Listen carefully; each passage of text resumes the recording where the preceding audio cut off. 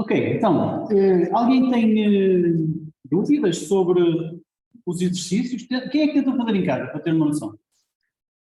Só algum, dois, só duas pessoas. Estou tramado com dois. Quando começarem a não perceber nada do que está acontecendo, não se queixem. Para já ainda é muito simples. Então eu vou-vos dar um bocado de tempo para tentarem fazer o exercício 1 e depois vou escolher uma das pessoas que não fez em casa para fazer aqui daqui a pá, aí 10 minutinhos, ok? Portanto, o exercício 1, tentem fazer. Dou-vos 10, 15 minutos e entretanto vou aproveitar para publicar aquela lista dos trabalhos práticos. Isso, 15 minutos até às 20.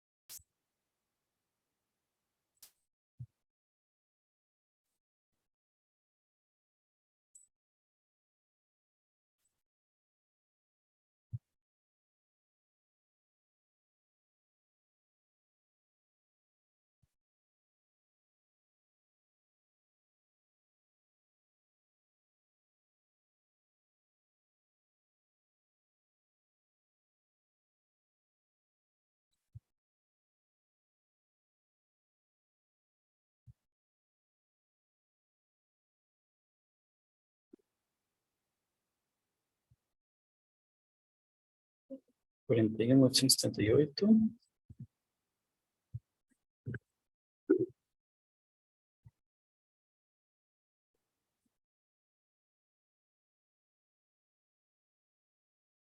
Isso.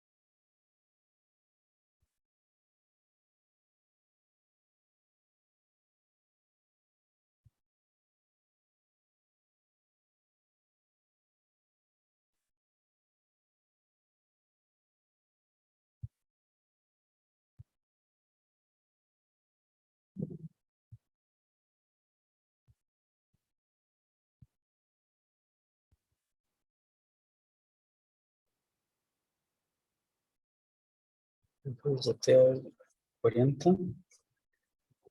2 até ao 42. Um pouquinho mais fica aqui nesta.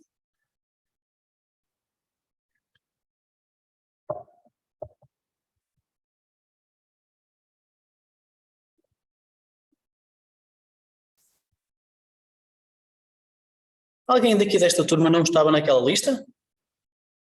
Toda a gente estava? Ok. Veja aqui, por favor. Como é que você se chama? José. Está aqui José Santos? Mas acho que está por ordem alfabética, então você não está aqui. Está aqui José Nuno, está aqui, está. Ok. Mais alguém que falta aqui?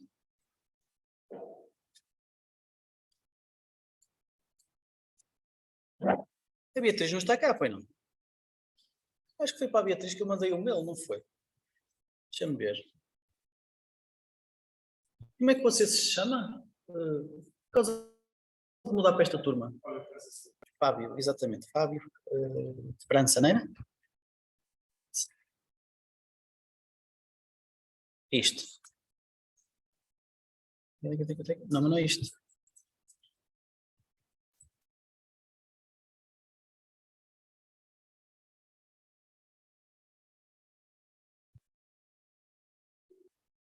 Ah, era a Vânia. Era uma Vânia, não sei. A Vânia não está cá, pois não? Não. Vânia. Mas ainda temos uma Vânia na turma.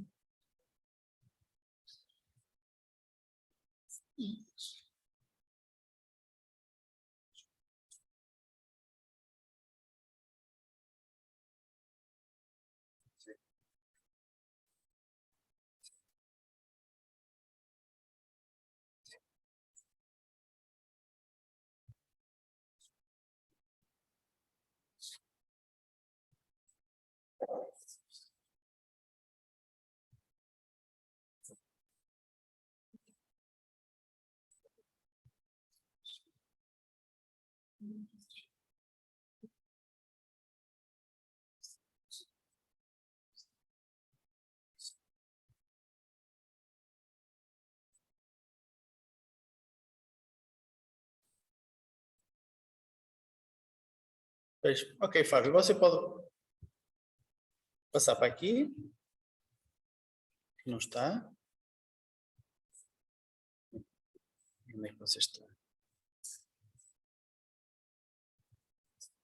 Está aqui. Portanto, eu vou tirá-lo da P2.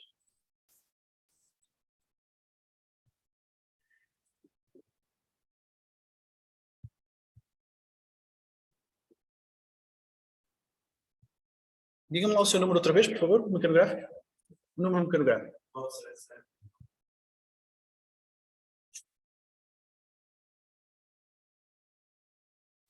Ok. Então isto quer dizer que você veio para a turma P1. Onde é que você está? Fábio França Silva. Ok.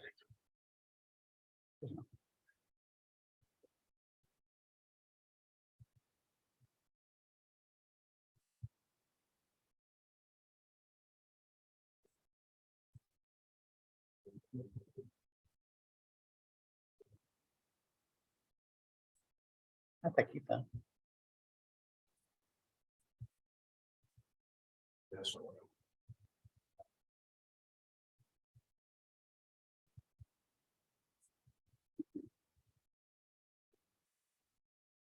Já estava na P1. Pronto, então fica. Ok. Ok, isto de certeza que vai ser preciso reajustar, mas eu não consigo adivinhar agora toda a gente que falta e não sei quanto. Portanto, eu vou lançar esta lista e depois vocês, se tiver algum problema, um grupo que tem muito pouca gente, ou o problema que tiverem, vocês vão me dizendo, ok?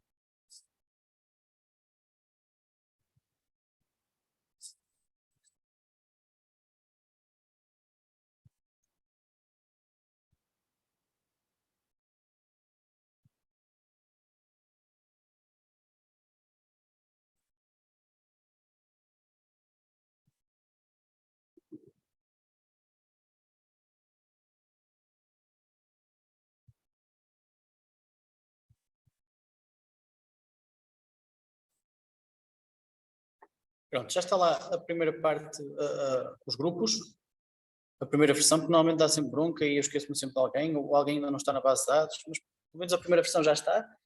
Vocês agora, se não tiverem lá o nome, falem comigo o mais depressa que puderem. Se tiverem lá o nome, vejam o nome dos colegas e entrem em contacto com eles, ok?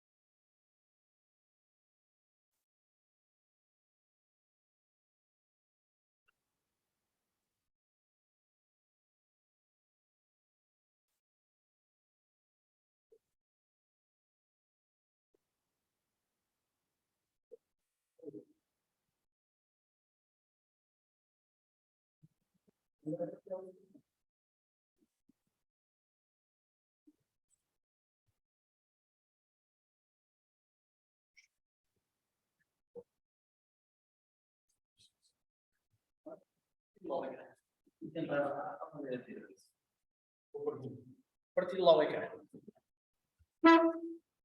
Então, o seu Visual Studio está todo desconfigurado.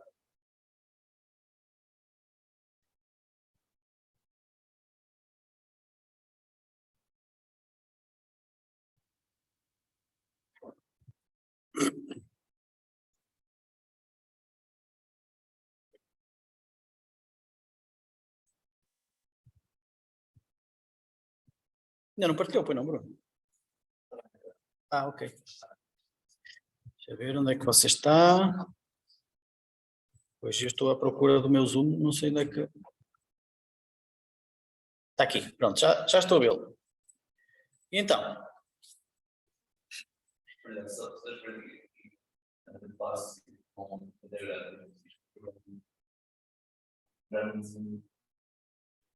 Certo.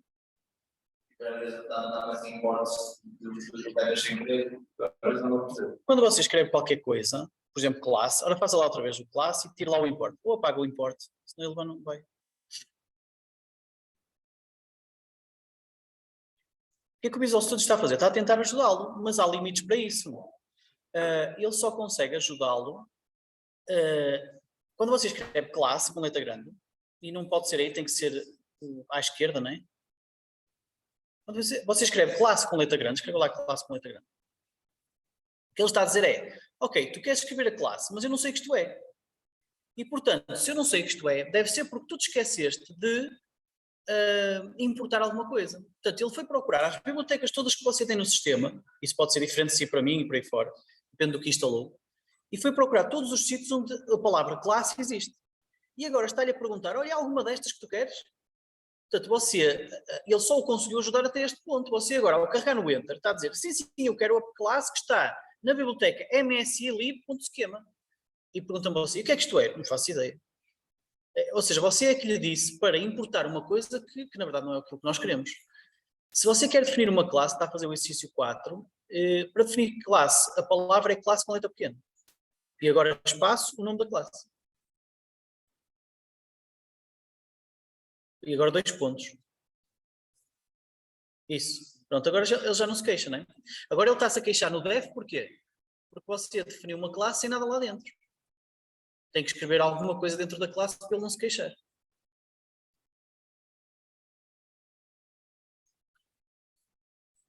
Está esclarecido, Bruno? Sim. Pronto, pá. Então se está esclarecido... Nada. Então se o Bruno já está ali no... Oh, Bruno, então quer dizer que você já fez o exercício 1. Mas não levantou o braço há bocado, pena.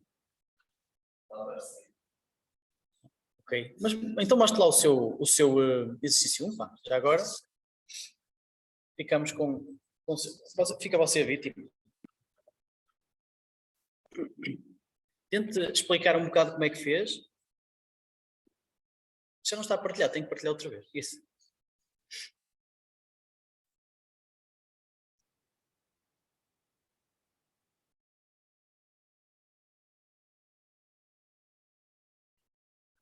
Eu fiz um bocadinho diferente. Ok, explique lá como. Eu também disse também agora, por exemplo, até que eu nos chineses quer dar comigo para ver as diferenças do tempo. Como é que é? Estou perdido. O exercício 1, já não me lembro qual é. Eu é que estou perdido, já não sei qual é o exercício 1. Devolve o número de segundos passados desde... ok, está bem. Está bem, mas mostre lá como é que fez, não há problema.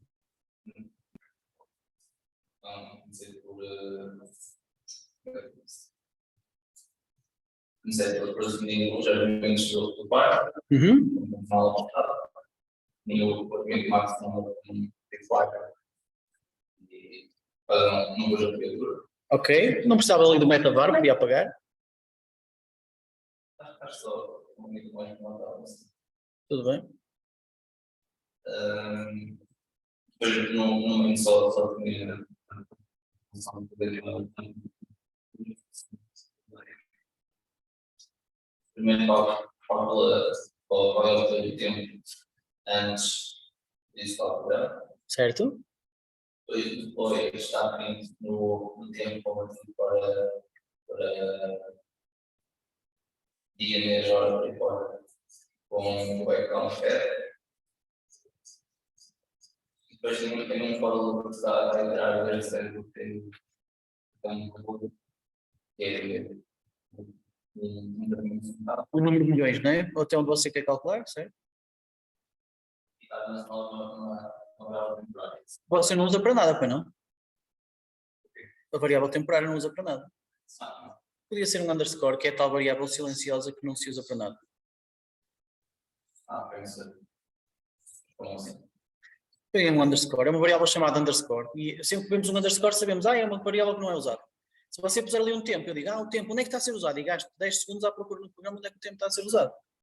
É assim. Sim, é assim mesmo. Uma convenção. E depois? Depois do fórum foi estar com outro tempo passado este ano. Ok. Acho que foi calculei o tempo de execução, que é o Uhum. Depois é tipo, para Foi não sei quanto. Ok. Parece-me bem. Espera, não se vai já embora. Ah, sim, vai correr. Está bem, corra lá isso então. Acho que você está no exercício errado, pá. Aqui é o 3. Não era o exercício 1? Ah, é o parte 3.1, está bem. Time to compute square root, não sei o quê. Ok. Podia ter posto mais coisas a cores, mas tudo bem. Ok, preguiça. Então mostra lá o código. Então agora estou. Primeiro, você não precisa. Pronto, agora vou ligar o modo chato. Você não precisa deste espaço para nada. A única coisa que está a fazer com este espaço aqui é só tirar-lhe código. Você está-se a rir, eu a seguir já lhe casco assim também, não se preocupe. E depois, mais coisas. Alguém consegue dizer alguma coisa ao Bruno? Ou ninguém fica com alergia em lado nenhum? Sou só eu, chato aqui? Digam coisas. Uma ainda está só a chamar uma função que não precisava para ser chamada. Ok. Não precisava estar a ser chamada? Não, porque uma ainda só chama a função. Mas então. Podia ter contido a função diretamente. Ok. É isso, eu percebo. Se fosse tivesse lá mais 2 horas, era mais fácil. Está bem, isso faz sentido. Se bem que, como eu disse na aula passada, normalmente as funções fazem coisas e depois o main é que as chama e imprime o resultado delas. Portanto, se calhar fazia mais sentido pôr aqui este print. Vou começar a. Ups, não é isto. Como é que está? Este print. Vou começar a calcular coisas, não sei o que, não sei o que mais. Não é? Sim. Vou começar a calcular coisas. Podia ser fora da função. Não, este não, perdão. Este não.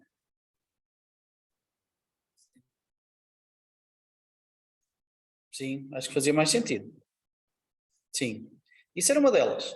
Depois, este print aqui está a imprimir o quê? Time. O que é que este print é? O da linha 24.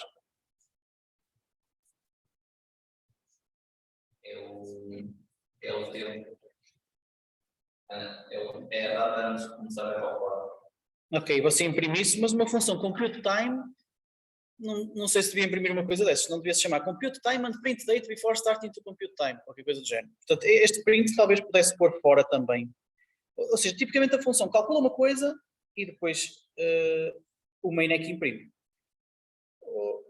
Ok. Agora outra coisa, Bruno. É o espaço, isso. Agora, o compute time calculou um tempo. E esse tempo foi retornado aqui. Você tem que o copiar. É isso mesmo. Ok? Mais coisas. Mais ninguém tem comentário nenhum? É sério? Nenhum? Olha, eu tenho vários. Primeiro, você não precisava de ter posto aqui isto fora. O que é que isto são variáveis globais? Podem ser variáveis do main, não é? Ou seja, eu sugiro que você ponha isto cá para dentro do main.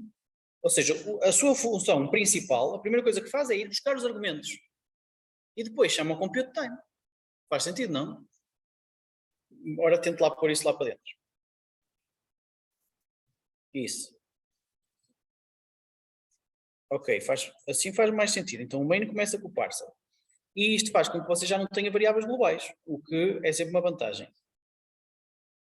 Depois, nomenclaturas das coisas.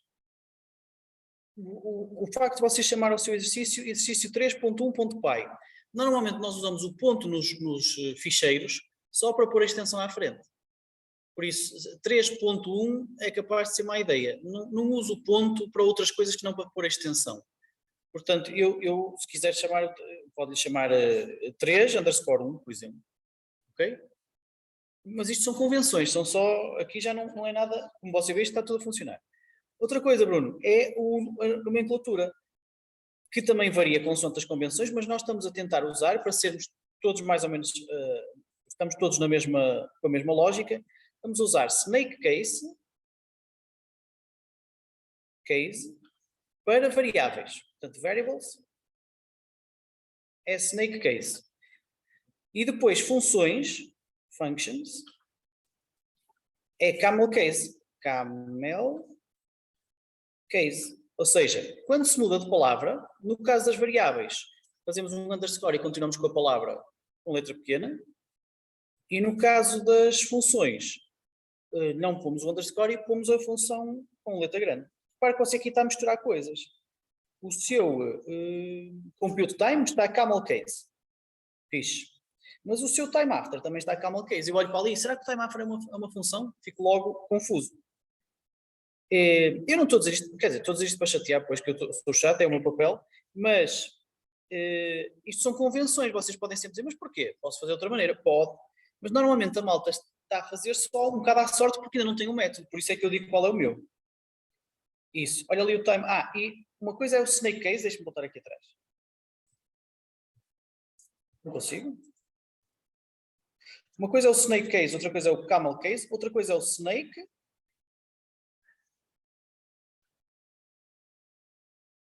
case. Isto é que não, ok? Porquê? Porque aqui você está a usar quer o underscore, quer a letra grande para fazer mudança de palavra. Portanto, você tem ali o time after, isso não faz sentido. Isso nem é snake case, nem é camel case, é uma mistura dos dois. Isso. Depois, ainda posso continuar a chatear, você ainda está com o estômago? Pá. Execution time também está em camel case. Não, mas não faça assim, não, espera lá, volta atrás. Agora, quando você faça o refactor, sabe fazer refactor? O refactor vai alterar esta variável em todos os sítios, não só neste cheiro, mas em vários. Só tem que ir ali à parte do T agora, pôr um underscore. Não é assim, você seleciona, depois faz refactor e agora, isso, refactor. Agora escreve por cima. Acho que Você não tem que selecionar, não seleciona a palavra toda, ponha só o cursor a meio da palavra. Por exemplo aí. Você está a selecionar outra vez. Pá. Isso, com o cursor a meio da palavra, agora faça refactor. E agora, espaço, underscore, por exemplo, ou underscore só. Não fez refactor nenhum. Será que... Não sei, no meu caso funciona. Isso, é esse. Mas isto não é refactor, não.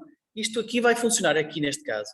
Mas isso é um renomear de uma palavra no fecheiro. E o que vai acontecer aqui é que você, a única coisa que vai fazer é mudar esta palavra neste fecheiro. Se o seu projeto tivesse esta variável em vários fecheiros, já tinha ido bela. Portanto, é mesmo preciso pôr o refactor a funcionar. Eu mostro-lhe como é que funciona o meu refactor, a ver se... Deixa-me pôr aqui do meu lado. E depois já voltamos assim. Então, por exemplo, aqui, eu tenho aqui a função print complex e eu agora quero mudar-lhe o nome. Se eu quiser mudar o nome, eu faço refactor. Onde é que está? Está aqui. Será que eu tenho que selecionar? Deixa eu ver. É que eu costumo usar o atalho. No refactorizador. Mas se eu fizer assim, funciona. Eu estou a fazer rename. Não sei porque é que ele não deixa fazer o refactoring. Estranho. Bom, também não consigo fazer refactoring, não me pergunto porquê. Deve ser o Visual Code mal configurado. Então faça só o rename que o seu colega estava a dizer. Ora, partilhe lá outra vez o seu ecrã. É que o meu Shift F6 está a fazer rename, não está a fazer refactor.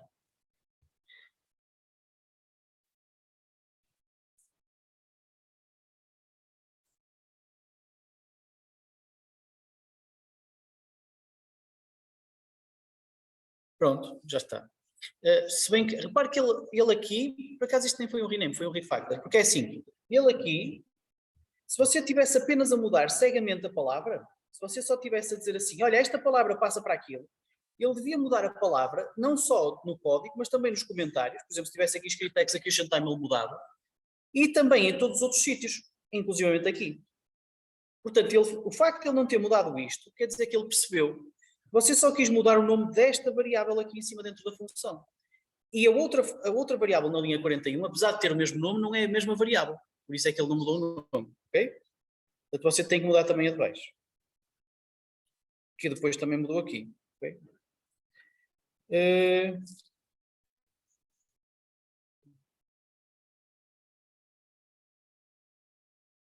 Pronto, acho que está tudo, pá. Já não tenho assim mais comentário nenhum. Os seus colegas também não têm, por isso já... Está a ver, Bruno? Sobreviveu. Tenho mais um comentário. Estes iguais tornam o código mais legível se você usar sempre a lógica variável, espaço, igual, espaço, variável. Porque você às vezes faz A igual a espaço B. Ou então às vezes faz A, espaço, igual a C. E a coisa fica mais complicada. Se puser sempre esses afastamentos, fica melhor. Ok, não tenho mais ideias, acho eu. Esta parte do colorama, ninguém teve dúvidas? O Bruno aqui usou sem problema nenhum. Ninguém teve dúvidas de como usar o colorama e pôr o texto com cores, pois não? Não tem nada de especial. Eu por acaso não faço assim, não ponho o auto-reset. Eu depois tenho que fazer o reset. Isto quer dizer que você não precisa de fazer o reset a seguir a cada print, não é? Pois, eu faço sempre o reset, nem conhecia esse. Fixe. Ok. Pronto? Obrigado, Bruno. Deixa-me partilhar aqui o meu.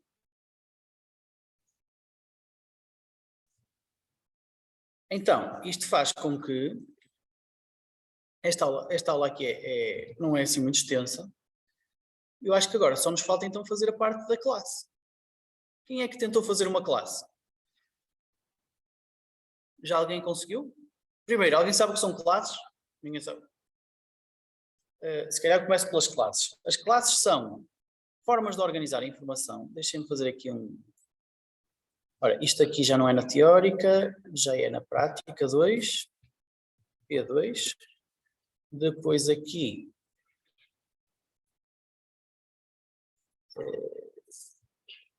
Pode ser aqui este exercício 3, passa para aqui. É 1, não é? P1. Enganei-me aqui. Nós somos a turma P1. Não é aula prática, estamos na parte 3, turma P1. Então, tenho aqui este. E depois posso só ficar com este.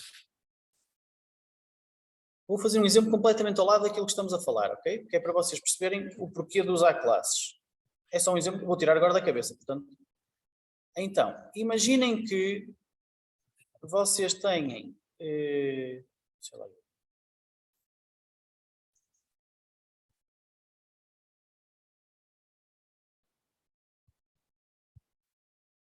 Vocês têm uma definição de pessoa e então vocês querem poder representar o que é uma pessoa, por isso tem que ter um nome. Então vou pôr aqui o nome 1, João, idade 1 igual a 33, estado civil 1 igual a solteiro, e depois não tenho aqui outra pessoa, nome 2 igual a Maria,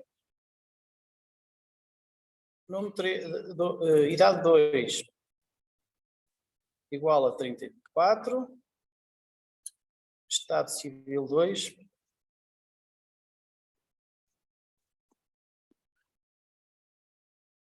ok.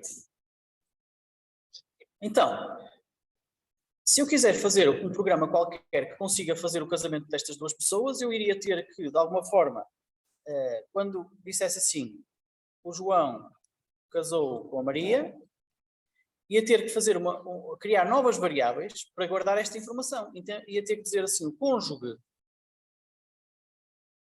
1, quer dizer, o cônjuge do João há de ser a Maria. E o cônjuge 2, que é o cônjuge da Maria, há de ser o João.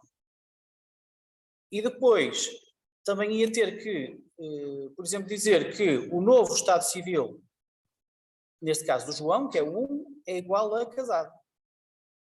E a mesma coisa, casado também para o caso da Maria. Qualquer coisa do género. Estou a inventar este exemplo agora à flor da pele. Portanto, já estão a ver que nós estamos a começar a replicar variáveis como caraças e isto já está a ficar uma confusão e ainda está o código tão pequeno. Portanto, uma das formas de... Reparem que esta parte aqui, que fez o casamento dos dois, podia na verdade ser uma função.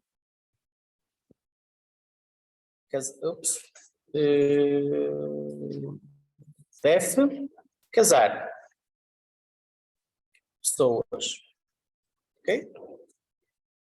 O casar pessoas era uma função que receberia, aqui, nome 1, idade 1, ou se calhar só precisa do nome 1 e do estado civil 1, e por aí fora. Portanto, esta função podia ter cá dentro todas estas funcionalidades da função casar pessoas. Só que isto torna a coisa um bocado difícil porque eu tenho que passar estas variáveis todas lá para dentro, depois recebê-las outra vez e por aí fora. Eu não vou fazer este exemplo, mas vocês já estão a ver que isto é muito... começaria a ficar complexo. Então como é que se pode organizar esta informação de forma diferente? Com classes. O que é que são classes? Classes são formas de organizar a informação numa classe, e uma classe é um conjunto de variáveis, a que se chamam propriedades da classe, e funções, a que se chamam métodos da classe. Estas funções e estes métodos e estas propriedades pertencem à classe, e a classe é um tipo de dados que depois pode ser, digamos, replicado, chama-se instanciado, para várias concretizações. Por exemplo, eu vou definir aqui, portanto, isto é o main... vou fazer assim, vamos lá. Para vocês terem sempre esta referência visual, eu vou copiar isto cá para baixo. É só para vocês verem como é que isto estava antes, a confusão que isto seria. Portanto, o que é que eu vou fazer? Eu vou criar uma classe chamada pessoa. Portanto, isto é a representação abstrata do que é uma pessoa. E uma classe é uma estrutura de dados que tem, como eu vos disse, propriedades e métodos. Há um método que tem sempre que lá estar, se chama o construtor. É uma função que vai ser chamada sempre que eu crio um objeto do tipo pessoa, sempre que eu crio uma pessoa em concreto. Então, como é que se define o construtor? Assim, init, self, e para já mais nada. Okay? Portanto, a função chama-se, por definição, underscore, underscore, init, underscore, underscore, e esta vai ser o construtor, que é chamado sempre que se inicializa a classe. Sempre que se instancia um objeto da classe. Assim aqui. Então, deixa-me pôr aqui folder settings. O que é que eu quero fazer quando inicializo uma nova pessoa? Olha, quero saber o nome dela. Portanto, eu quando inicializo tenho que ter um argumento a dizer-me qual é o nome. Eu vou pôr em inglês, está bem? Name. Depois também preciso saber a idade, age. E finalmente o estado civil. Civil state. Okay? Portanto, preciso saber estas três propriedades da pessoa e depois isto vão ser variáveis internas da função init. O método é uma função dentro da classe. Portanto, estas variáveis vão desaparecer. Portanto, eu tenho de criar as tais propriedades, que são variáveis que estão associadas a esta pessoa em particular. Portanto, eu vou fazer assim, self.name há de ser uma propriedade interna da classe chamada name e que tem o valor name. Self.age, self.civilstate, age, civil state. Ops. Aqui já aparece o Bruno, que estou a pôr aqui isto em misturar camel case com snake case. Ok, então a única coisa que eu fiz aqui foi copy the arguments, portanto, name, wage e civil state, que são variáveis que vão desaparecer quando a função init acabar, to properties of the class. Ok? Portanto, já fiz esta cópia. Next. Então depois eu terei de fazer, por exemplo, funções. O que vão fazer as funções? Vão operar este estado. Por exemplo, uma função muito simples. Def. Make birthday. Ou congratulations. Portanto, a função congratulations, o que vai fazer, reparem que ela não recebe nada, porquê? Porque será o congratulations da pessoa que está nesta classe. A única coisa que ela vai fazer é o self.age, ou posso dizer assim, print congratulations e vou ter que pôr o nome da pessoa, self.name. Reparem que esta função congratulations já está também ela a aceder à propriedade name, por isso ela tem que ter ali também um self, que é para ir buscar as propriedades da classe, e vai dizer parabéns não sei quantos, e depois vai aumentar a idade do não sei quantos. Ok? Só dar então os parabéns. Vamos experimentar isto. Como é que se experimenta então? Depois de termos uma classe feita, como é que nós podemos usá-la?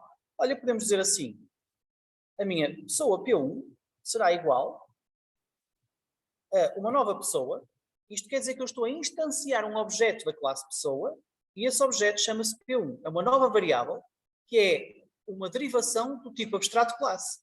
Tal como eu, quando escrevo A igual a int 3, isto em Python raramente faço, porque o Python consegue determinar o tipo das variáveis, mas noutras linguagens faz-se muito.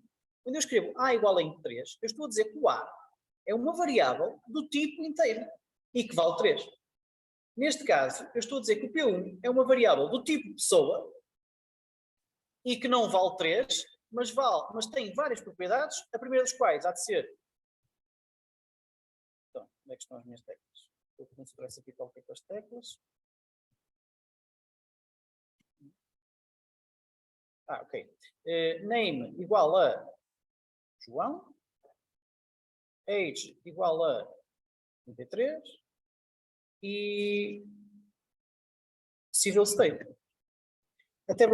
Ok, civil state igual a solteiro. Ok? Pronto, então, isto fará com que,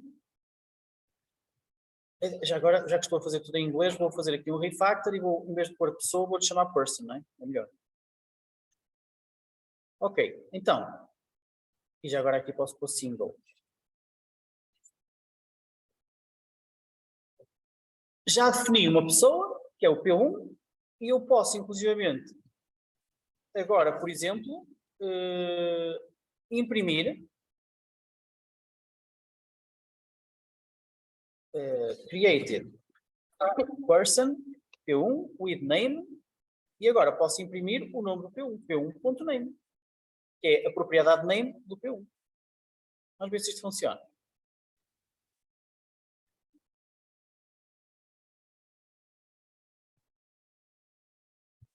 Vou tirar isto daqui, que já estes azuis todos estão a fazer uma confusão. Ok, então, isto estará no exercício CDP1, EX3, ok, então, clear, and ponto barra main.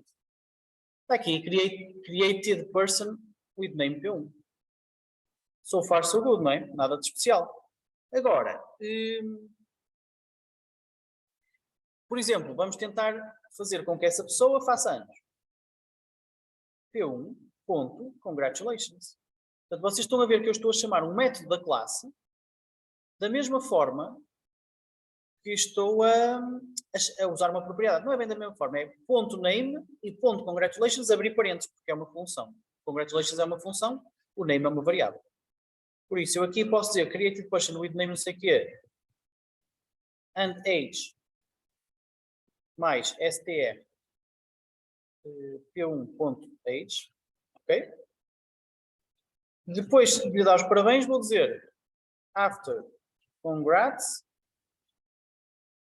vamos ver a idade dela. Portanto, se eu correr isto assim, ele vai dizer assim, created person P1 with name João and age 33, este with name João falta-me aqui um espaço, e depois de dar os parabéns, vai dizer after congrats person P1 with name João and age 34, portanto, a idade da pessoa já mudou. Portanto, é só uma forma de usar informação, de usar uma estrutura de dados mais interessante, porque congrega não só variáveis, os dicionários também podem juntar muitas variáveis. Os name tables também podem, como eu vos mostrei hoje na aula teórica. Mas a classe junta, para além das variáveis, funções. Tudo no mesmo pacote. Tudo encapsulado no mesmo pacote. Neste caso, por exemplo, se quiséssemos casar a pessoa P1 com a pessoa P2, vamos criar aqui uma segunda pessoa, P2, que era a Maria, que também era single. Nós vamos dizer assim, Já agora, antes de criar a Maria, eu estou aqui a imprimir isto, mas uma das coisas que dá muito jeito quando temos uma classe é imprimi-la. Só que se eu fizer assim, print, tal como numa lista, não é? Eu quando tenho uma lista, vou-vos mostrar aqui. Se eu tiver aqui uma lista, L igual a 2, olá, 33. Se eu fizer o print do L, isto é muito fixe porque ele sabe imprimir listas. E imprimiu imediatamente uma lista direitinho. No caso das classes, se eu fizer o print da instância da classe, neste caso o P1, se eu fizer o print desta variável, ele vai me dizer assim, olha, o P1 é uma instância do objeto pessoa, do objeto person. Mas nós podemos ir mais longe, porque nós podemos dizer, dentro da classe, escrever um método específico que faz com que ele saiba como imprimir a sua informação. Ou seja, eu posso escrever aqui uma forma customizada de imprimir a pessoa a uma instância da classe person. str self. Portanto, a função que está convencionada com este nome, underscore, str, underscore, o que é que faz? Tem que retornar uma string que depois será dada para sempre que nós queremos imprimir um objeto daquela coisa. Por exemplo, se eu fizer assim, text igual a nada, e agora fizer o return deste texto, quando eu for agora voltar a imprimir o P1 cá na última linha, na 33, o que acontece é que ele imprime nada. Ok? Portanto, eu posso escrever uma coisa muito mais interessante do que nada. Posso escrever I am self.name age, ou se calhar espaço mais str self.age mais years old, e agora vírgula, e agora aqui vou pôr o estado civil, self.civil state. Ok? Portanto, se eu correr isto agora, ele diz assim, I am João, 34 years old, single. So far, so good. Eu agora vou então criar... reparem que eu agora já não precisava de fazer aqui. Print, created person, não sei o que mais fazer, só print P1. E aqui em baixo, depois de dar mais de dar os parabéns ao P1, à pessoa 1, faço print P1 outra vez. E isto agora fica I am João 33 e depois I am João 34. Faz sentido. Então agora, se eu quiser casar estas duas pessoas, o que é que eu tenho que fazer? Eu tenho que criar uma outra instância da classe person, ou seja, será uma nova concretização do tipo de variável person. Tal como nós podemos ter a variável A, que é um inteiro e vale 3, e a variável B, que é um inteiro e vale 4. São duas variáveis do tipo inteiro, com valores diferentes. Hão de ser duas variáveis P1 e P2 do tipo person, com propriedades diferentes. Neste caso, a Maria, que tem 34 e também está solteira. Ok? Portanto, depois podemos, inclusivamente, fazer aqui uma função do género Mary. Ok? Portanto, para fazer o casamento entre estas duas pessoas, o que é que... Portanto, eu para casar o João com a Maria, eu vou ter que... do João. Portanto, eu vou ter que receber um objeto do João. Portanto, eu vou receber o... Como é que se diz cônjuge em inglês? Partner. Spouse. Boa. Spouse. Portanto, vou receber aqui o spouse e depois vou ter que fazer o quê? Olha, primeiro se calhar é melhor verificar, porque nos dias de hoje anda tudo maluco e por isso vamos ver se esta malta é solteira ou não. Portanto, if self.civil state diferente if not self.civil state igual a single, podemos dizer qualquer coisa do género. Perhaps this is not a good idea. Ok? E abortamos sem casamento. Return. Não fazemos casamento nenhum. Portanto, depois vamos também ver a mesma coisa para o spouse. Portanto, se o spouse não for if spouse.civil state não for single, também podemos dizer qualquer coisa do género there are better options out there. Ok? Oops. Qualquer coisa do género. Portanto, isto são as nossas verificações, coisas que são fáceis de fazer quando nós temos realmente uma classe. Uma classe muitas vezes tem este tipo de verificações dentro dos seus métodos. E depois, finalmente, fazemos o casamento, dizendo o quê? Dizendo que o self.spouse é igual ao, neste caso, spouse.name, e que o self.civilstate é igual ao married, e depois temos que fazer a mesma coisa para o outro, ou seja, temos que fazer o spouse.spouse igual a name. Reparem que eu aqui estou a usar o spouse para definir o objeto e também como propriedade da classe. Se calhar isto vai-vos confundir, não é? Que ainda não foi criada. Pois isso, eu vou pôr aqui um nome diferente, senão isto vai-vos confundir. Partner. Eu vou-lhe chamar partner. Então, se o vosso partner .civilstate tiver single, blá blá blá blá blá, partner name, e aqui partner.spouse igual a... Exato. Portanto, o esposo do partner é o self.name e o civil state do partner também passa a ser married. E acho que está tudo, não está? Ah, ok. Falta a parte mais importante toda, é que depois de uma pessoa casar, a idade fica com mais de 50 anos, claro, obviamente. Estou a brincar, pá. Mas ao fazer isto, vai haver situações em que a classe pessoa não pode ter ou não ter a propriedade de falta. Sim, exatamente. Boa pergunta. Ou seja, o que é que vai acontecer aqui? Para já, isto vai funcionar. Eu posso casar os dois. Portanto, vamos dizer que eu pego na pessoa 1, faço-lhes congratulations. E depois vou casar os dois. Portanto, P1.marry com P2. Portanto, já estou aqui a casar os dois. Portanto, isto vai funcionar sem stress nenhum. Porquê? Porque eu, na verdade, não estou a ver o spouse. Mas posso ver, por exemplo... Reparem, não, na verdade até mudou. Reparem aqui que o João, na segunda fase, já está casado. Certo? Já está married. Portanto, o casamento, o método marry funcionou. Casou o João.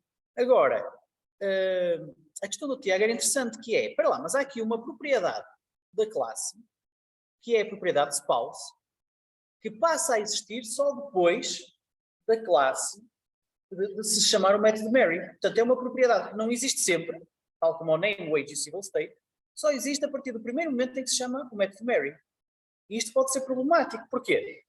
Vamos dizer assim, eu gostava de conseguir saber qual é o nome do spouse. Então vou fazer assim, print,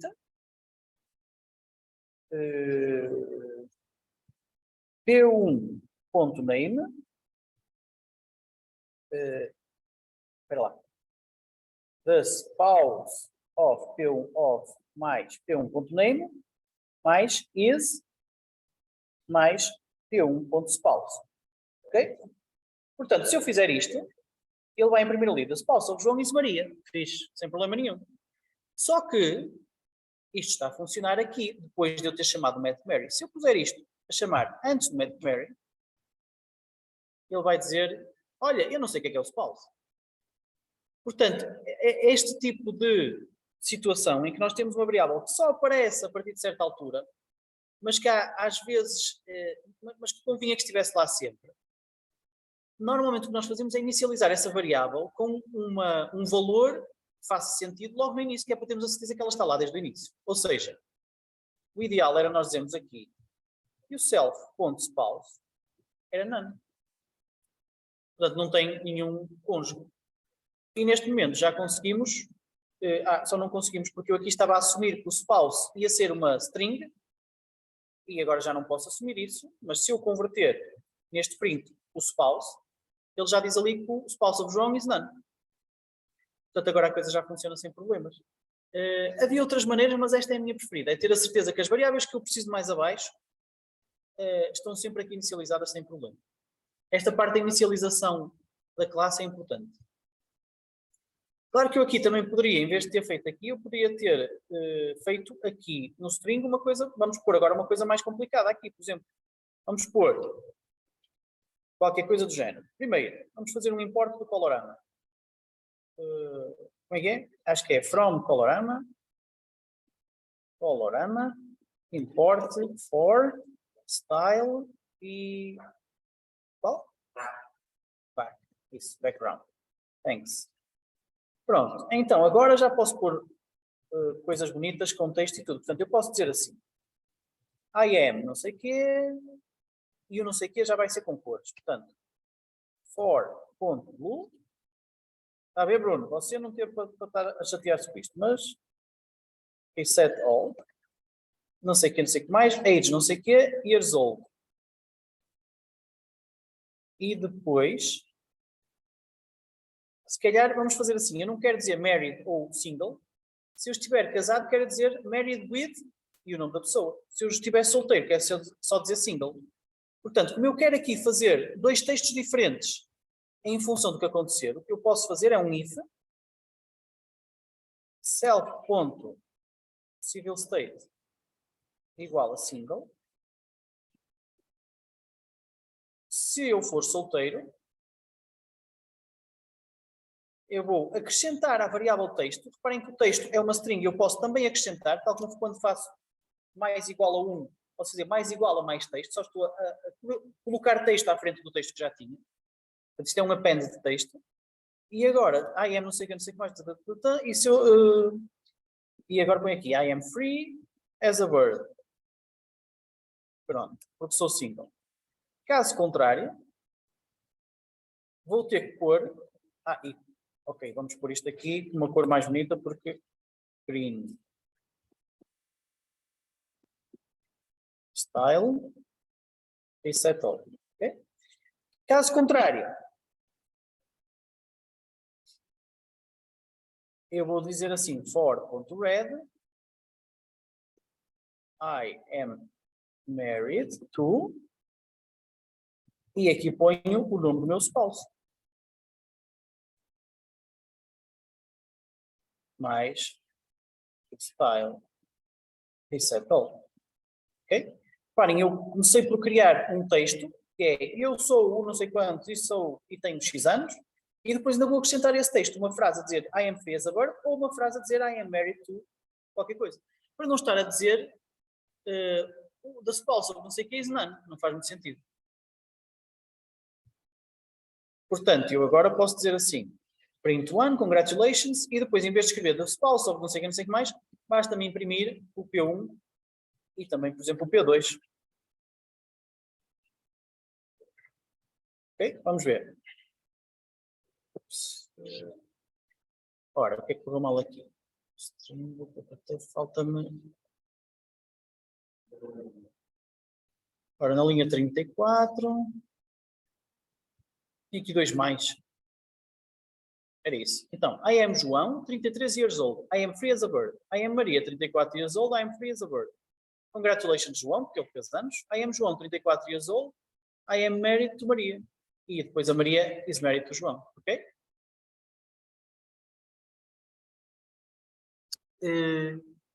Pronto. Basicamente, esta é a lógica de usar classes. É tentar encapsular as coisas. E depois... deixa eu ver se eu consigo dar aqui um exemplo de herança. Ok, as classes têm outro mecanismo que é muito importante, que é o mecanismo da herança. O que é o mecanismo da herança? Nós temos a possibilidade de criar uma hierarquia destas estruturas que descrevem os objetos. Por exemplo, as pessoas são todas animais. Vamos dizer que a pessoa é um humano, portanto um humano é um animal. E há características que os animais têm que são importantes para descrever qualquer animal. Por exemplo, eu podia criar aqui uma nova classe.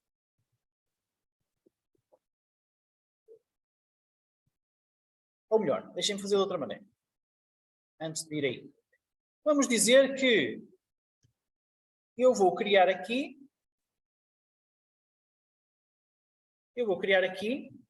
uma nova classe. Sim, deixem-me usar antes este exemplo, que acho que vai ser mais fixe. Uma nova classe que é um cão. Portanto, eu vou ter aqui uma classe cão que vai ter o quê? Olha, o classe cão vai ter que ter também uma inicialização, portanto eu vou copiar. Nesta inicialização, nós vamos ter um nome, uma idade, um estado civil, talvez não, para o cão, certo? Mas o nome e uma idade sim, vamos dizer que é um animal de estimação. E, portanto, eu também vou ter de inicializar o nome e a idade. Um cãozinho também pode fazer anos, coitadinho, vamos dizer que ele também pode fazer anos. E depois não pode casar, mas também será possível, se calhar, pedir-lhe para dizer qualquer coisa, por exemplo, aqui quando for para imprimir I am não sei o quê, tenho não sei quantos anos, e depois au, ok? E depois considerações sobre a parte de ser single ou não nos cães, já não fazem sentido. Então, eu posso, cá em baixo, agora que criei uma classe cão, posso cá em baixo definir um cão. C1 igual a dog. Ora, como é que vai ser o nosso dog? Name. Ninguém conhece a Lassie aqui, não? As vossas cinematografias. É um filme de um cão dos anos 50 ou 40, não sei quantos. Muito conhecido na altura. Lassie, idade 3. Ok. Então, eu posso aqui imprimir o cão.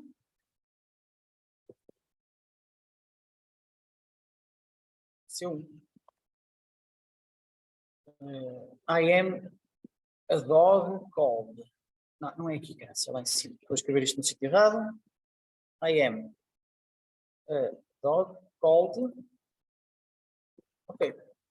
Então, se eu correr isto, o João e a Maria não sei quantos andam a casar, não sei o que mais, e depois, na parte final, I am a dog called Lassie, 3 years old, au. Ok?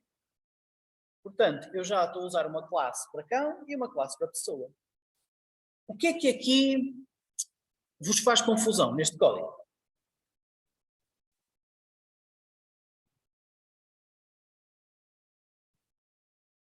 A mim, particularmente, o que me faz confusão é que eu estou a ter que fazer as mesmas coisas em sítios diferentes. Diga, Tiago. Está a dizer que pode fazer uma classe castigo e depois fazer a pessoa e a do dog, dependendo da inicial? Sim, exatamente. É aquela ideia da hierarquia. Ou seja, se eu tiver... Qualquer ser vivo tem um nome, tem uma unidade. Ser vivo, eu vou chamar animal, mas podia ser ser vivo. Portanto, eu tenho um animal e depois o animal pode ser uma pessoa ou pode ser um dog. Mas há propriedades do animal, vamos dizer que são o nome e a idade, que são comuns à pessoa e ao dog. Ok? Que são, na verdade, as partes que se repetem. Portanto, nós vamos tentar criar uma super classe, é assim que se chama, porque o que está acima da classe person e da classe dog, portanto, uma super classe da classe person e da classe dog, a partir da qual elas vão ir dar coisas. Okay? Como é que isso se faz? Ora, faz-se assim. Eu vou criar aqui uma classe animal.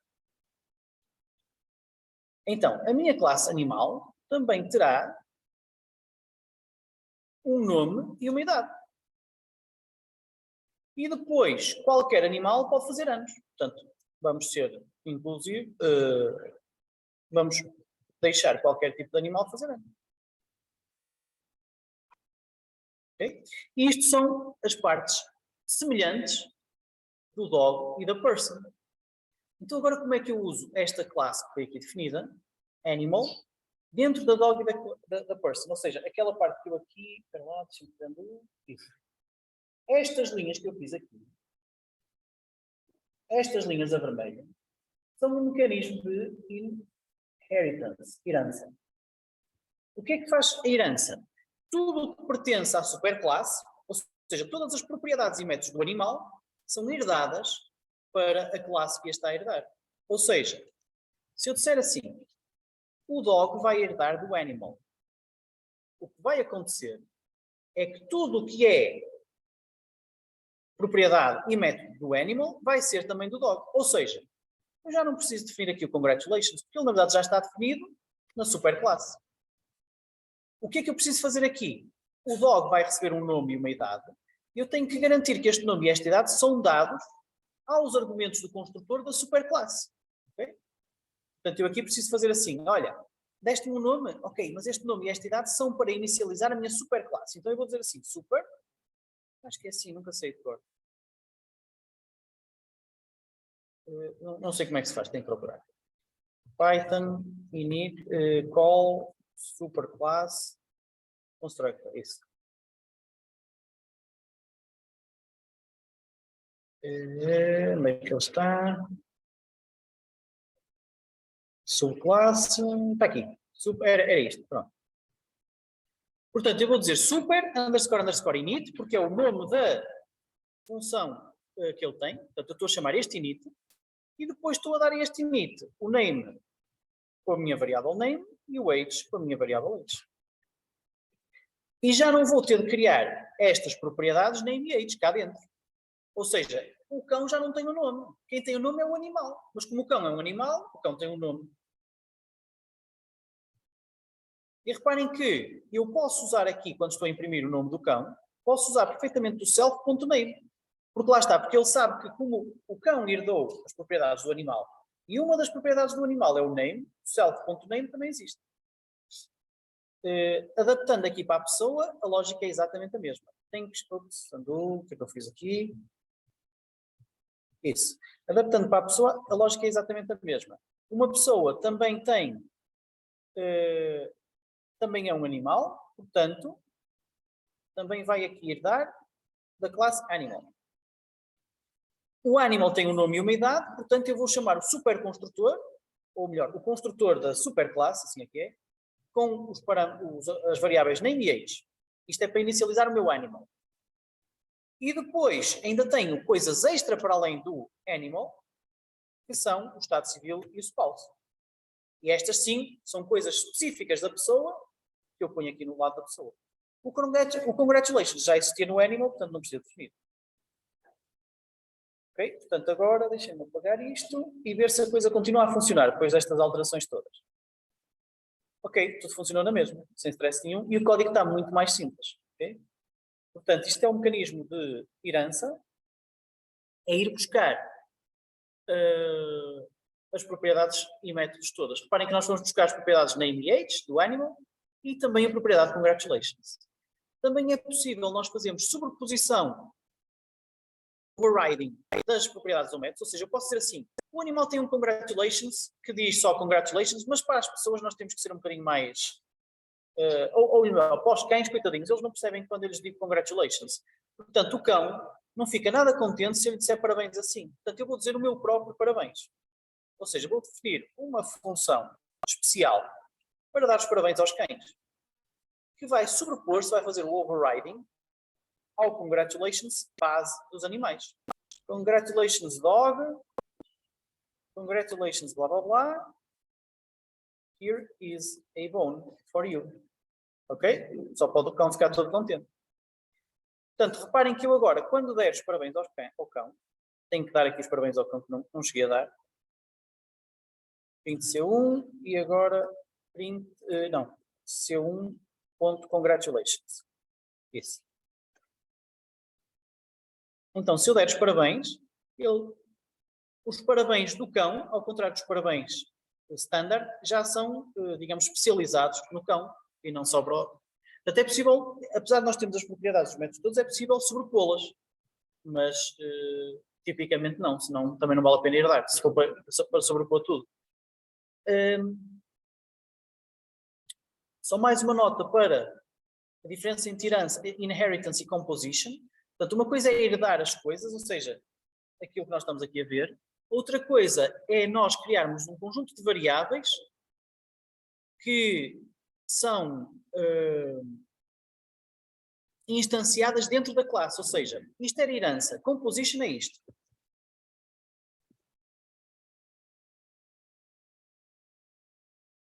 Então, composition é eu dizer, olha, uma pessoa tem cães. Portanto, eu vou criar uma lista de cães aqui. Neste caso, a lista começa vazia. Ou se quiserem, vou só dizer que esta pessoa só tem um cão. E, portanto, quando eu crio a pessoa, vou dizer que todas as pessoas têm um animal chamado Bobby. Um cão chamado Bobby. Portanto, eu posso dizer assim, olha, esta pessoa vai ter um cão chamado Bobby, com uma idade de 0. Vai ser um cão recém-nascido para toda a gente. Portanto, eu aqui o que estou a fazer é criar um novo cão para cada pessoa, mas eu não estou a herdar as propriedades do cão, eu estou, na verdade, a fazer uma composição. Ao fim e ao cabo, o cão é só mais uma propriedade da pessoa. A pessoa também tem um cão, ou podia ter uma lista de cães, ok? Portanto, isto aqui é composição, não é herança. Herança é o que nós falamos. Portanto, isto é um bocado um crash course em classes, a teoria das classes e também como é que se implementam em Python. Quem é que tem coragem para pegar neste exemplo e agora fazer as classes dos números complexos? Quem é que quer experimentar? Ok, então eu faço assim, eu vou-vos dar 10 minutos para vocês pegarem nesta lógica toda e eu vou fazer o push deste software todo para vocês poderem ver como é que se fez. Portanto, parte 03. Ok, isto já está na net, podem ir ao GitHub. Este em particular está em parte 03, P1, exercício 3. Eu agora queria que vocês pegassem nisto, esta lógica, e tentassem adaptar ao exercício 4, claro. Já tem aqui um exemplo, reparem o que é que nós estamos a sugerir que se faça no exercício 4. Que criem uma classe complexa e que depois, portanto isto agora já não é um named tuple, é uma classe, e que depois implementem não só as propriedades estão aqui, mas também os métodos add, multiply e para imprimir para essa classe, ok? Eu dou-vos 10 minutos e depois falamos.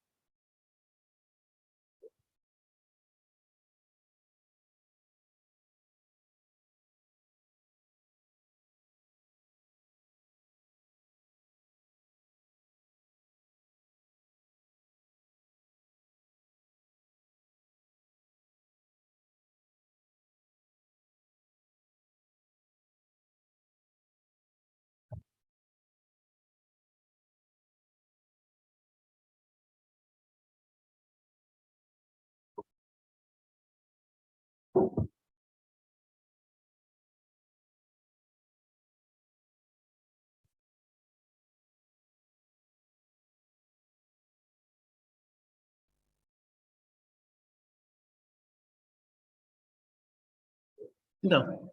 Em objeto particular temos identificados três. As flags, quais flags?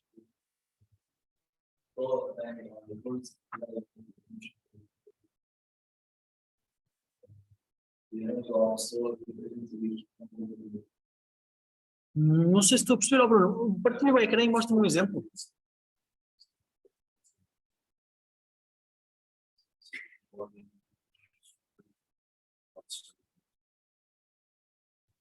Quando se chamam os argumentos dos métodos, você está a dizer? Isso, então, acho que já percebi a sua pergunta. Deixe-me mostrar. Quando você cria uma função, isto não tem nada a ver com as classes.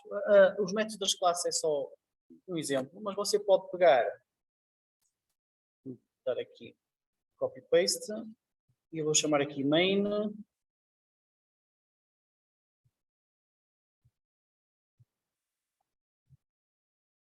Rename. Bruno. Então, se eu bem percebi a sua pergunta, ela tinha a ver com isto. Vou fazer aqui uma função, myFunction. Perdão, vamos dizer, se a função é CamOK, myFunction. E ela vai ter os argumentos P1, ou A1, A2, A3. E o que ela vai fazer, não me interessa muito, ela no final vai dizer, vai retornar true. Vai imprimi-los, pronto. Print A1 igual a, mais str da A1, A2 e A3. Pronto, é uma função com 3 argumentos que a única coisa que faz é imprimi-los e depois dizer que teve sucesso.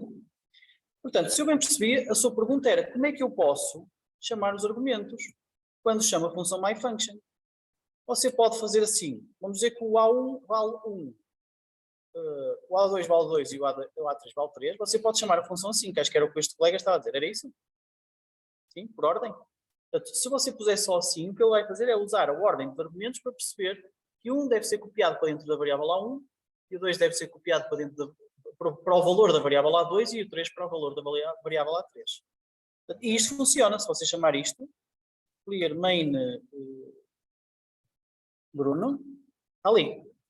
Mas uma forma que o Python tem é chamar a função com argumentos com nome. Acho que é name de inputs ou name de arguments, não sei bem. Portanto, você pode fazer, por exemplo, A1 igual a 1, A2 igual a 2, A3 igual a 3. Qual é a vantagem? E o resultado é exatamente o mesmo, como pode ver ali. Qual é a grande vantagem disto? A grande vantagem disto é que você pode... Primeiro o código fica mais... Já agora, quando se faz os name de arguments, por convenção não se tem aqui o espaço. Fica assim.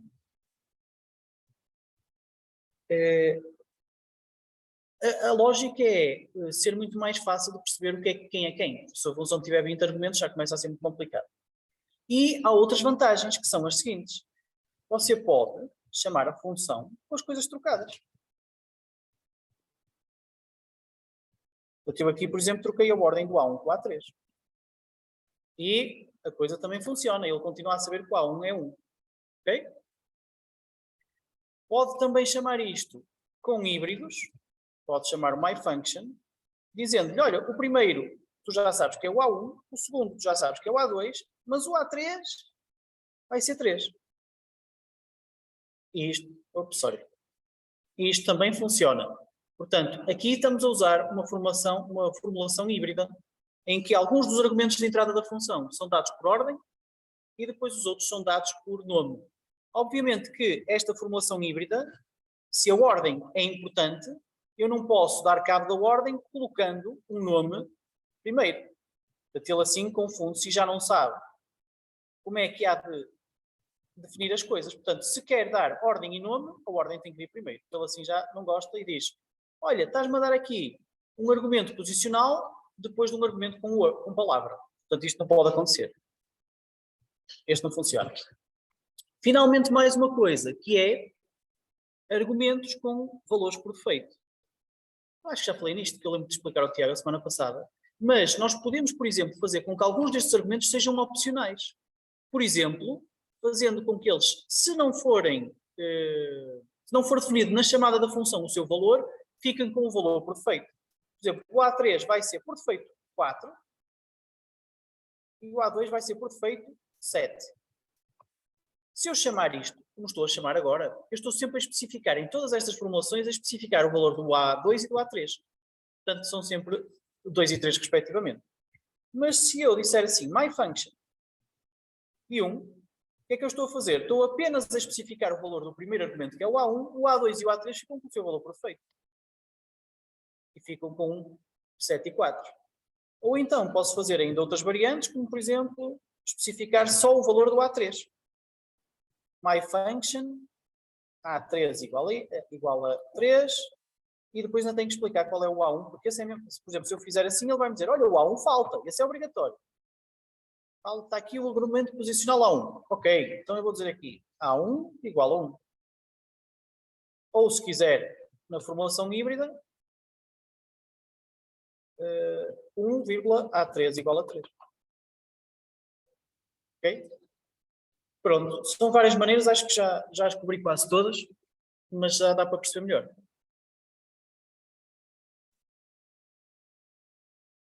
Então, quem é que se oferece? Vou ter que escolher eu? Um desgraçado para fazer... Pode ser você? Você pode mostrar como é que fez a parte das classes? Ou tentar fazer connosco ao mesmo tempo? Tente. Se ainda não tiver conseguido fazer, não se preocupe. A ideia não é estar a massacrá-lo, é só aproveitar as suas dúvidas para também esclarecer as dúvidas dos outros que estão muito calados, mas também têm dúvidas.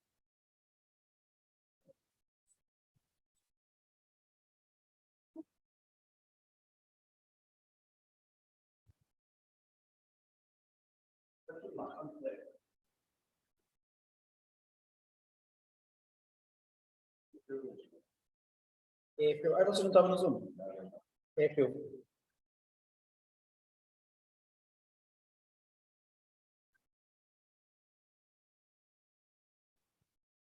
Mas consegue ver alguma coisa para a luz?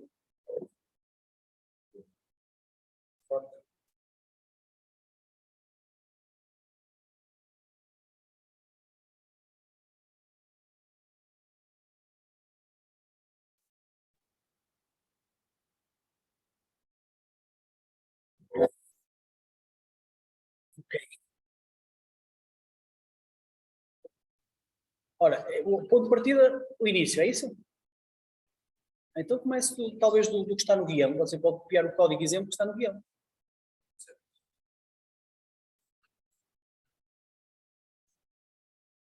Ok, este é o código exemplo do guião. Diga-me só uma coisa, você chama-se... Diogo, você partilhou apenas o seu editor, o seu IDE. O ideal é partilhar tudo, porque depois você vai nos mostrar, vai ao terminal e nós não o vemos. Portanto, para a partilha e volta a partilhar tudo. É mais fácil.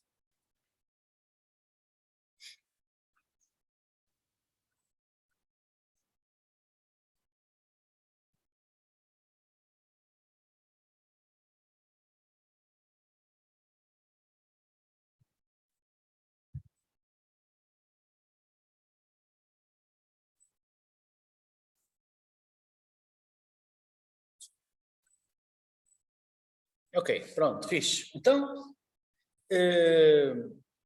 já temos aqui, digamos, o esqueleto da coisa. Na parte do meio nós já temos quase tudo feito, portanto já temos aqui tudo o que vai ser preciso para usar. Nós estamos aqui na linha 18 a definir um número complexo, chamando a classe, não é? E depois aqui já estamos a pôr o valor de duas propriedades, a R e a I, são duas variáveis internas da classe, portanto duas propriedades, R e I, que vão ser, enquanto eu explico você já está a fazer, fixe, vão ser, ao fim e ao cabo, as propriedades da classe que vão definir a parte real e imaginária do número. E depois você já está aí cheio de pedal a fazer o add, faça lá o add, vamos ver. Mas vai explicando à malta.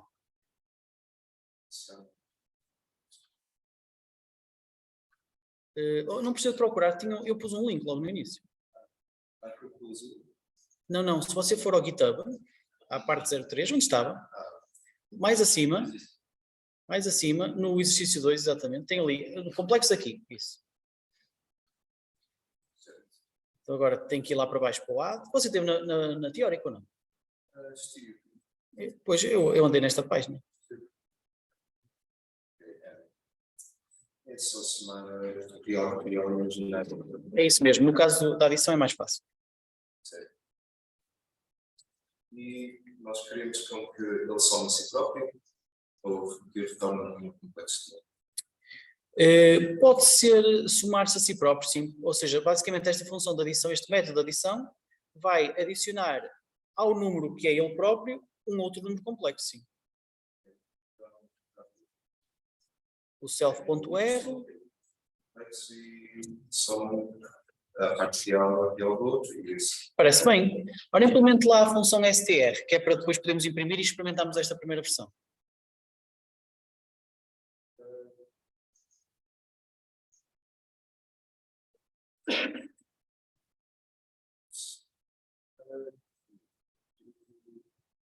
Pode fazer aquela cena do real mais o imaginário i.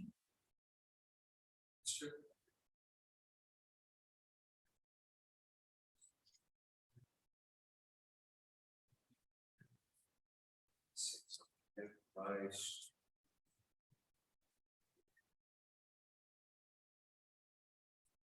Ok? Parece bem. O multiply não tem nada. Faça um passo no multiply.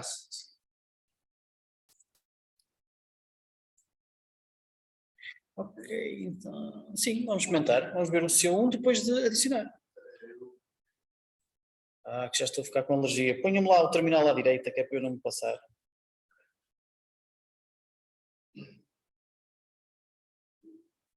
Não é um bocadinho mais abaixo. É se pegar aqui e depois começar a pegar nele, acho que dá.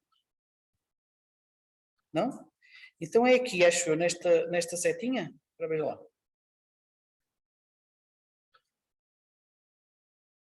Ok, fixe. Claro que pôr o terminal para depois continuar a ter lá uma janela só para me chatear, não. Tiro lá a janela. Agora carrega. Isso, boa. Já respiro melhor.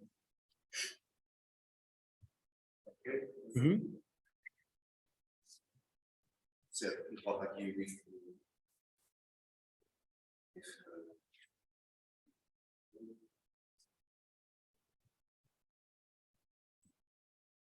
Isso.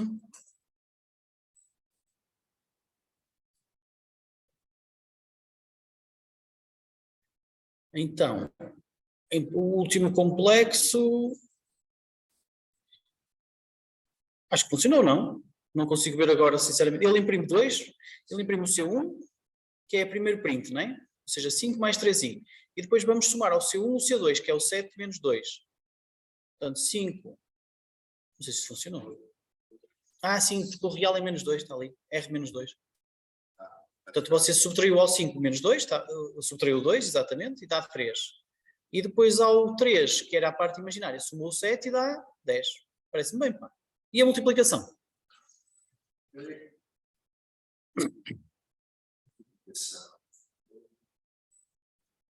Está mais abaixo uma coisa melhor. É essa aí, isso.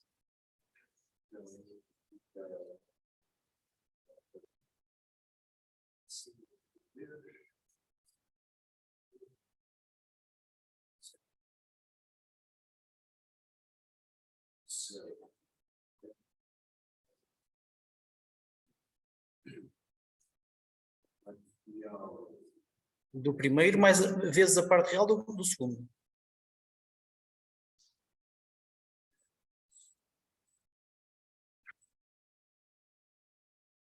Isso.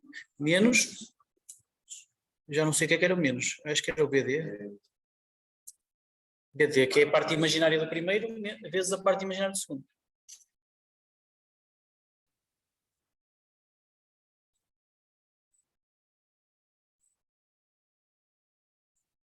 Ok?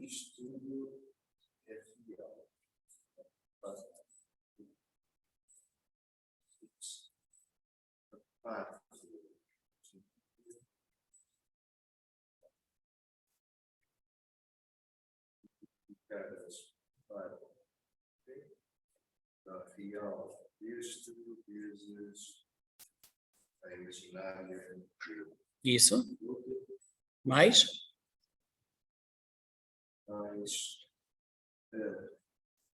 imaginária isto.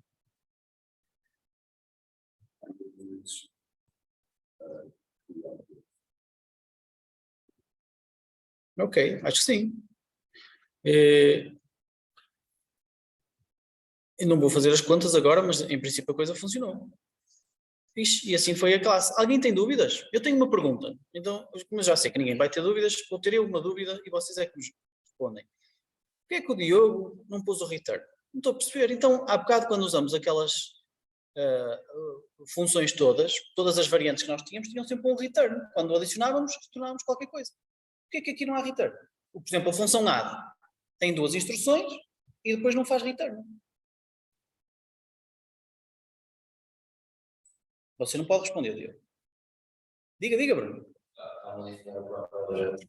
Sim, exatamente. Ou seja, ele aqui está... é um objeto que está a adicionar-se ao outro, mas o primeiro está a variar depois de ser adicionado. Portanto, basicamente, como estamos a afetar as variáveis, as propriedades internas, o R e o I do objeto, não precisamos de retornar nada. Ok? Faz sentido? De resto, acho que não tenho mais dúvida nenhuma. Está a funcionar. Alguém tem dúvidas? Ok. E isto acho que... Obrigado, Diogo. Acho que faz com que já não haja mais nenhum exercício nesta aula para fazer. Tenho que começar a pôr esta aula mais difícil, isto não pode ser. O que eu diria era, por mim, a aula está terminada em termos de matéria, quem quiser pode sair. Se alguém quiser começar já a ver a parte 4, que é o trabalho que é preciso entregar para a semana, estejam à vontade, vocês é que sabem, ok?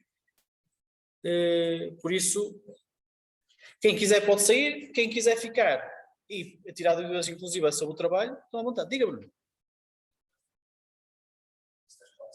Partilha. Se forem saindo, não façam aí muito barulho, está bem, malta?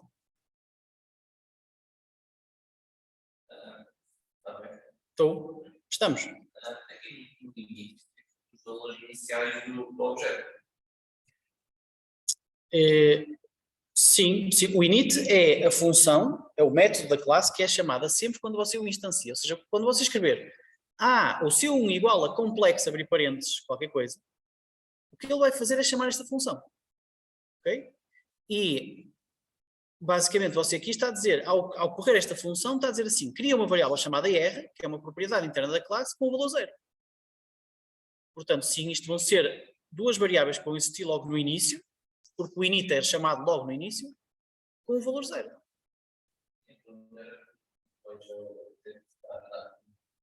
Uns objetos. E os valores não têm sempre. Pois estão, porque...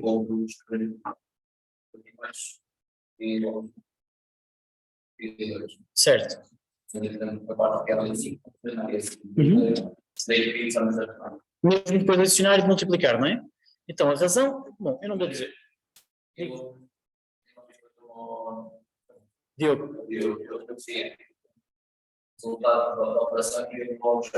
Também pode ser, não há stress. Mas o problema acho que não está aí. Mas ponha mais acima no construtor e eu não vou responder. Os seus colegas é que opa, mas eu só falo consigo depois você pôr o terminal para a direita. Caraças, pá, que anda sempre para cima e para baixo, para cima e para baixo. Não é isso, ora volta lá. Aqui, você está com esta parte toda. Você não reparou que anda para cima e depois para baixo, depois para cima e depois para baixo. Porquê? Porque estava com este espaço todo ocupado. Está a perceber? Então, porquê é que, no caso do Bruno, isto não está a funcionar? Porquê é que ele está a imprimir sempre 0? Para todos os números.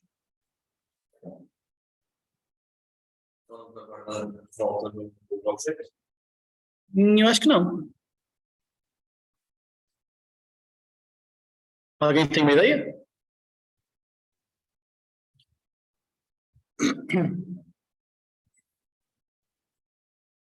Quando é inicializado, não recebe o valor. Ele recebe, só que depois não faz nada com o valor que recebe. Deita fora. O problema é mesmo aí. Os parâmetros F da linha 15 não estão a ser atribuídos na linha 17 e 18. Isso mesmo. Ou seja, você está a receber valores do R para o I e depois não liga nenhuma a esses valores, põe um 0 nas 2 propriedades. Por isso, depois quando for multiplicar, os seus números são sempre parte real 0, parte imaginária 0. Vezes parte real 0, parte imaginária 0, dá sempre 0. Por isso é que você imprime sempre 0. Mas o que eu queria fazer era colocar na linha 15 algum deles igual a 0 e se não for atribuído, seria definido como 0. Eu acho que o problema é eles serem 0. Portanto, Sim, isso é o problema. Como ele estava a dizer que era 0, se eu quiser definir algum por defeito. sim, mas isso é outra história, porque o problema. Está bem, isso é outra história. Você até pode definir por defeito algum. Mas o problema aqui era que estávamos a assumir que não se podia definir por defeito, mas o valor. Você percebeu, Bruno? O valor que está ali a dar em RI são duas variáveis. Self-R e self-I são outras variáveis. Você tem que pôr self-R igual a R. Self-I igual a I. Faz sentido? São duas variáveis diferentes. O R é uma variável da função init local, que vai desaparecer mal a função init acabe. O self-R é uma propriedade da classe, que é uma variável que vai ficar memorizada para aquela instância daquele objeto. Faz sentido? Ora, experimenta agora, ver se a coisa funciona.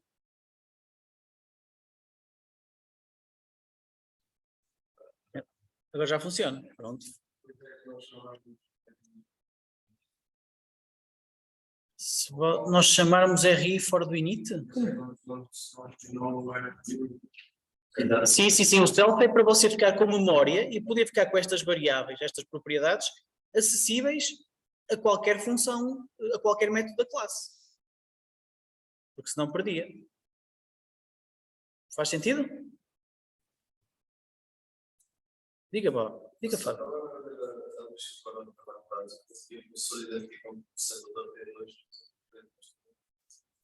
Está bem. Manda-me um mail para não me esquecer de mudar, está bem? Isso dá sempre bronca, eu engano-me sempre. Vocês mandam, não vou fazer já uma segunda versão, faço para aí hoje à noite, com o seu e-mail e com mais uns quantos. Depois eu mando uma nova versão, provavelmente você vai mudar de grupo. Quando geralmente sempre leio e como isso,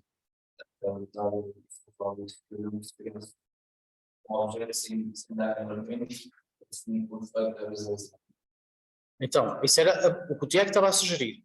Primeiro você não precisa saber quantos argumentos deu, ele descobre sozinho.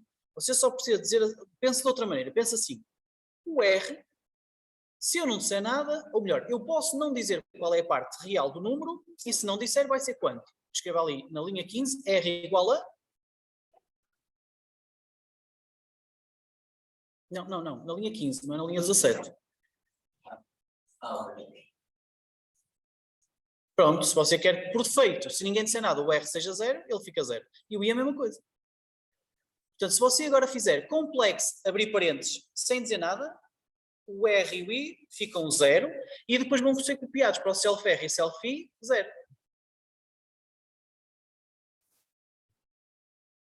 Ok? Mais alguma coisa, Bruno?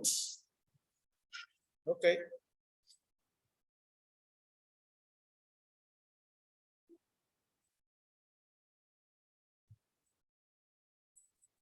O trabalho é simples, mas não é assim tão simples, por isso eu se fosse vocês tentava começar já a fazê-lo hoje, amanhã. Não recomendo, que é para vocês trabalhem em equipa, também é conseguir dividir um problema em várias partes e depois delegar tarefas. Faz parte do trabalho em equipa. Eu quero, antes de ser eu a dizer, partam assim e não sei quantos, porque senão depois já não deixa de ser um trabalho em equipa, é um trabalho individual também. Por isso vocês é que têm que falar, vocês é que têm que discutir, vocês é que têm que ver o que é que cada um faz, ou se fazem todos ao mesmo tempo, escolhem vocês. Eu acho que é bom.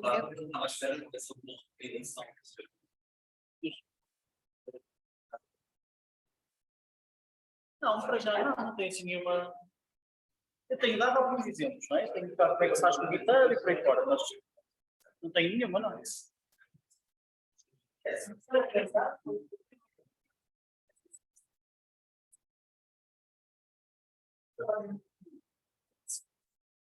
Todos os outros já vai dar bem para distribuir trabalho.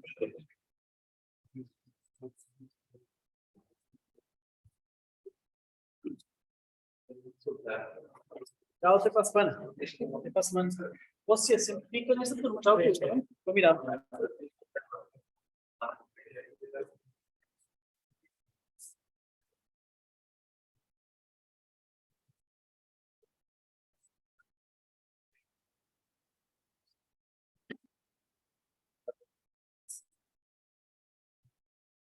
Então,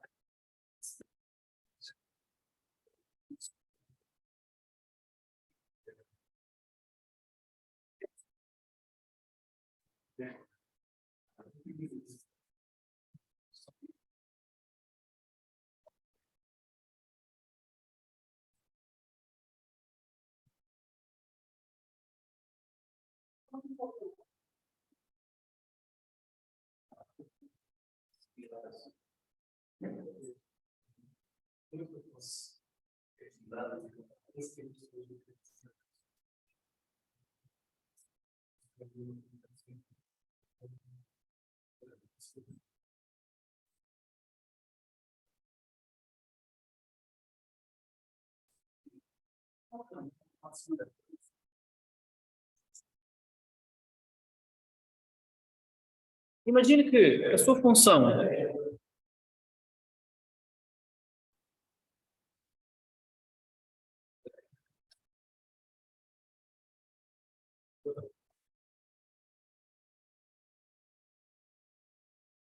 olha, imagine que, deixa-me vir para aqui,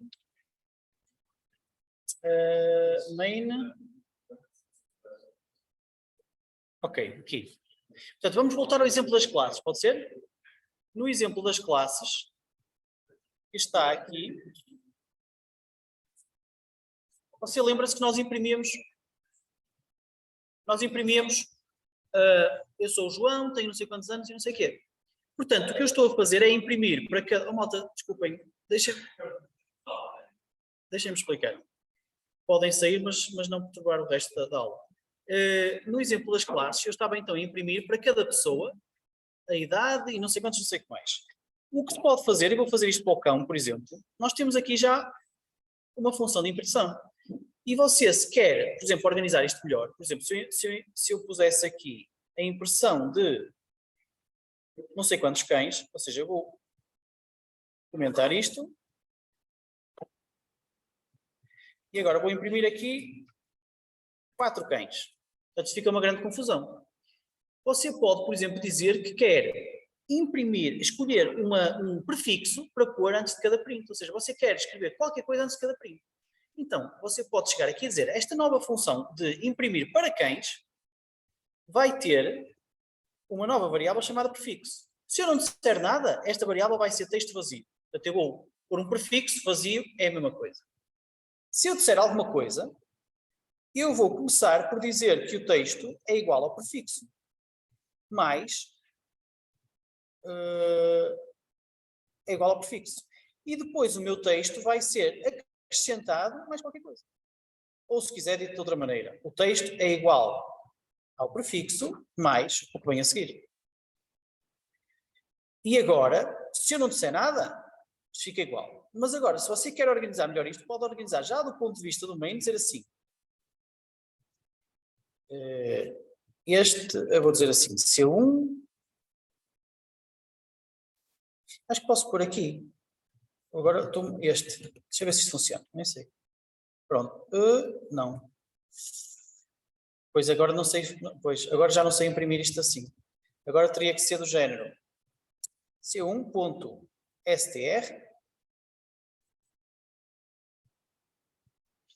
E se você fizer assim,